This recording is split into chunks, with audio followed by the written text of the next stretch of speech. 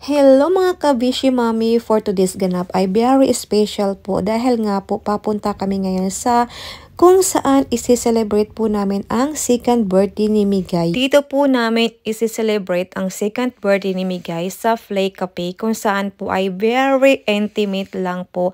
Ang mga invited ko lang po ay yung mga friends ko na may mga anak. Kaya nga pala nakapag-decide ako na dito namin isi-celebrate yung birthday ni Migay kasi nga po less hassle na siya.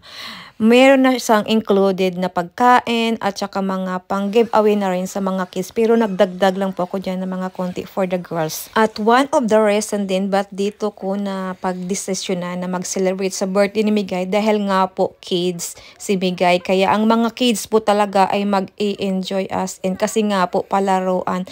Dahil nga medyo mahiyain pa si Migay. Hindi pa siya masyadong mahalubilo agad sa mga friends niya. Lalong-lalo na pag hindi niya lagi nakikita.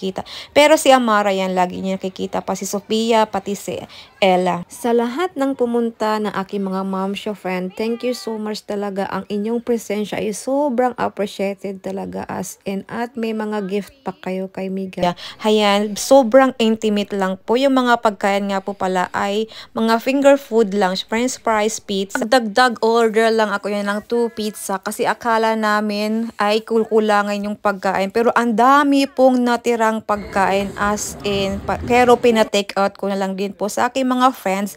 Thank you nga pala kay Sislin sa gumawa ng The Way Girls customized cake ni Migay. Napakaganda ng gawa niya na cake.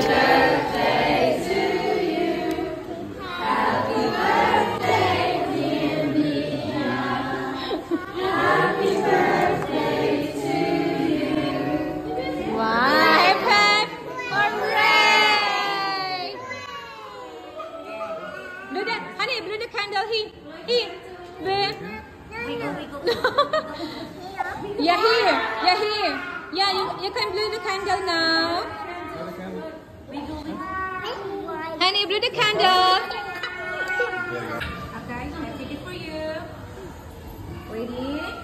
You set, go. Mommy, help. Mia, help. Daddy, help.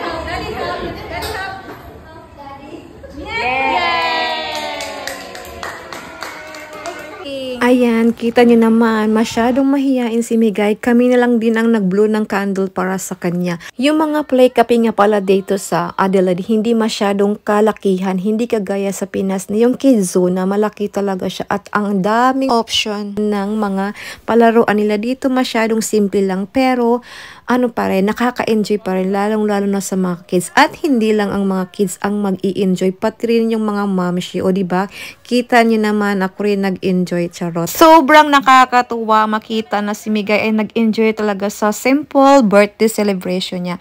At gusto ko rin dito sa Flay Cafe na to, sa Stars, kasi yung staff nila, sobrang matulungin, nagtatanong talaga siya kung ano yung maitutulong niya. Talagang napaka-approachable niya. Thank you, Father God, sa successful birthday celebration ng aming litiwan na si Migay.